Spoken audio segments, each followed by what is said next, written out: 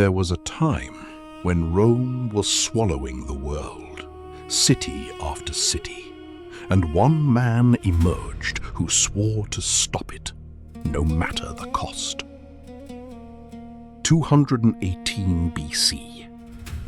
The Roman Republic was at the height of its power. Its armies were undefeated, and its banners spread across the Mediterranean like wildfire.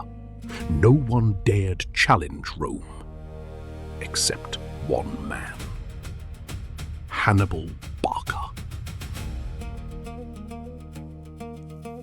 The child who grew up among fire and war in the city of Carthage, Rome's greatest rival. From an early age, Hannibal's life was far from ordinary. His father, the great commander Hannibal Barca, took him to the sacred temple of Carthage, where flames burned before the statues of the ancient gods. There, the young boy placed his hand upon the burning altar and swore an oath that would shake the world: to remain an enemy of Rome for the rest of his life.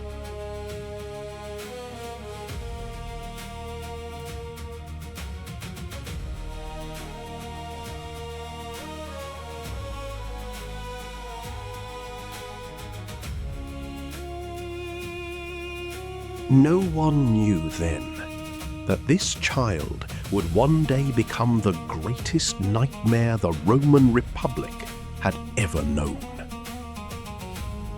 Years passed. Hannibal grew older, and so did his rage and military genius.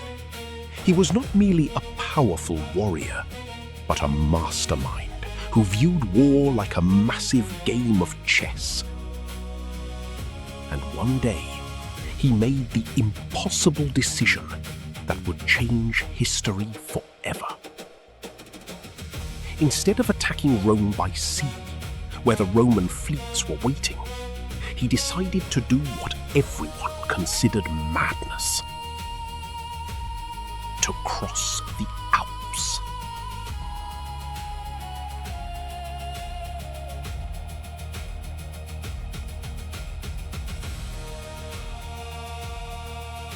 In the heart of winter, with tens of thousands of soldiers, horses, and even giant war elephants, the Alps were like a wall of ice and death.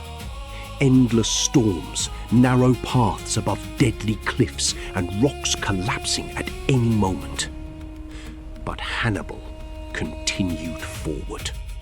Soldiers fell from hunger and freezing cold, while the snow swallowed men in terrifying silence. Even the elephants that once terrified Carthage's enemies began collapsing in the ice. And with every step, death marched beside the army. The wind tore across faces, frost covered beards and armor, and fear crept into every heart. But Hannibal refused to let his army surrender.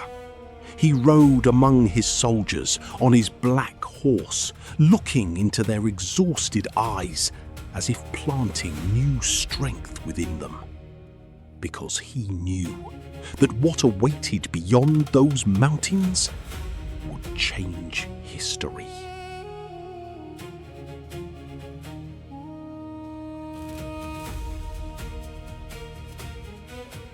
And when the storm finally began to clear, Italy appeared before them. Bright green fields beneath the sunlight, like another world beyond the frozen hell behind them. At that moment, Hannibal raised his sword toward the horizon, not as a celebration of victory, but as a declaration that the real war had begun. He had reached the heart of Rome. Fear spread across the Roman Republic like fire. How had one man crossed the Alps? How had an entire army with elephants survived the journey alive?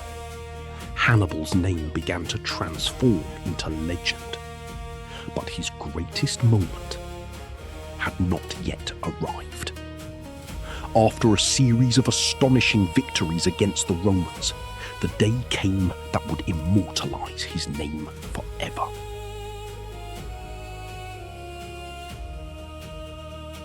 The Battle of Cannae took place in 216 BC during the Second Punic War between Rome and Hannibal Barca of Carthage.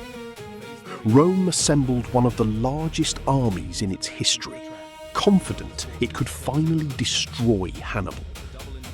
But Hannibal used a brilliant strategy.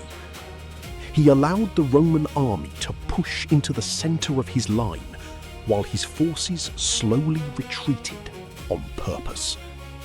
As the Romans advanced deeper, Carthaginian cavalry attacked from both sides and surrounded the Roman army completely. The Romans were trapped with no escape. In just a few hours, between 50,000 and 70,000 Roman soldiers were killed, making Cannae one of the deadliest defeats in Roman history and one of the greatest tactical victories ever achieved. The battle proved that Hannibal was not only a warrior, but one of the greatest military geniuses in history.